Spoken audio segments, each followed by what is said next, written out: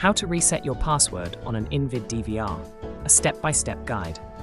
If you've forgotten the password to your InVid DVR or need to reset it for any reason, don't worry. In this guide, we'll walk you through the simple process of resetting your DVR password, ensuring you regain access to your system quickly and securely. Follow the next few steps to reset your password and restore functionality to your device. Let's get started. First, we're going to go to the bottom left-hand corner. Click on the menu button, then select Login. Since we don't have the password, we're going to click on Retrieve Password. Then we're going to select the tab labeled Dynamic Password. You will need to take a picture of the information on this screen and email it to InVid, the manufacturer here, tech support at InVidTech.com.